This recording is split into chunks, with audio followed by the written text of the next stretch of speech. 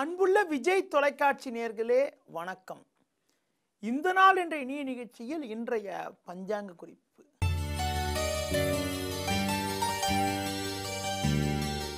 பதினஞ்சு 7/2015 ஆணி 30 புதன்கிழமை. சதுர்தசி திதியானது காலை 7:30 வரை, பின்பு அமாவாசை. திருவாதிரை நட்சத்திரமானது பிற்பகல் 3 மணி வரை, பின்பு புனர்பூச நட்சத்திரம். நாள் முழுவதும் சித்த யோகம். ராகு காலம் மதியம் 12 மணி முதல் 1:30 வரை. யமகண்டம் காலை 7:30 முதல் 9 மணி வரை.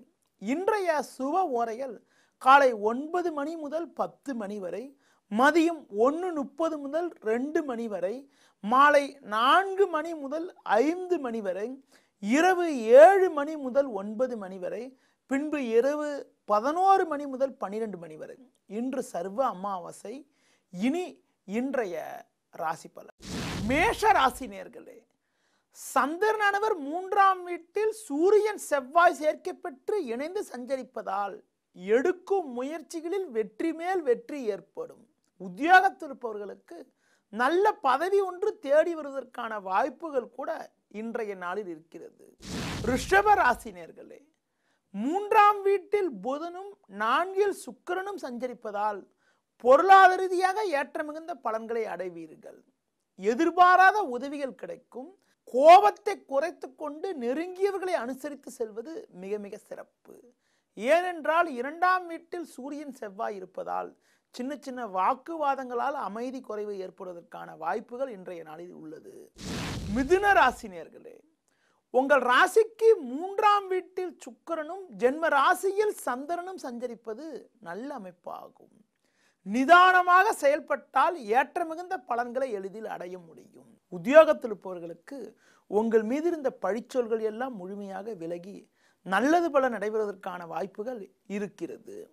கடக ராசி நேயர்களே, உங்கள் ராசிக்கு 2ஆம் வீட்டில் குருவானவர் சஞ்சரிப்பது அற்புதமான அமைப்பு என்றாலும் 12ஆம் வீட்டில் சூரியன் சந்திரன் செவ்வாய் ஆகிய கிரகங்கள் சஞ்சாரம் செய்வது தேவையில்லாத பிரச்சனைகளை ஏற்படுத்தக்கூடிய அமைப்பாகும். எளிதில் முடியக்கூடிய காரியங்கள் கூட தடைபடக்கூடிய அமைப்பு, தாமதமாகக்கூடிய ஒரு நிலையானது இன்றைய நாளில் உள்ளது. குறிப்பாக பண விஷயத்தில் எச்சரிக்கையாக இருப்பது நல்லது.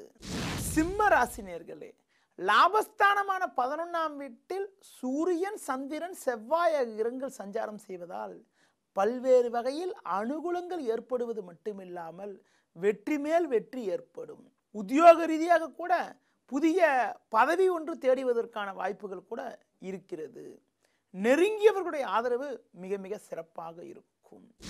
கன்னி ராசி நேயர்களே, ராசியாதிபதி புதன் லாபஸ்தானத்தில் அமைய பெற்று சந்திரன் சூரியன் செவ்வாய் சேர்க்கை பெற்று 10இல் இருப்பதால் நினைத்ததெல்லாம் நடக்கும்.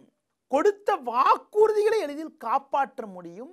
அது மட்டும் இல்லாமல் உடன் இருப்பவர்களுடைய ஆதரவு கூட மிக மிக சிறப்பாக இருக்கும்.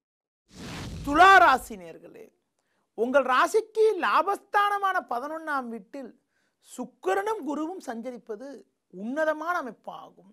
எதிர்பாராத வகையில் பண வரவுகள் இருக்கும்.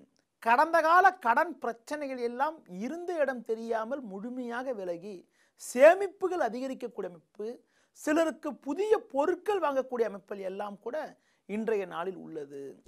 விருச்சிக ராசி நேயர்களே, சுக்கிரனானவர் 10இல் சஞ்சரிப்பது ஆறுதலை தரக்கூடிய அமைப்பு என்றாலும் அஷ்டமஸ்தானத்தில் சூரியன் செவ்வாய் சந்திரன் ஆகிய கிரகங்கள் சஞ்சாரம் செய்வது இன்று நாள் முழுவதும் சந்திராசிரமமாகும்.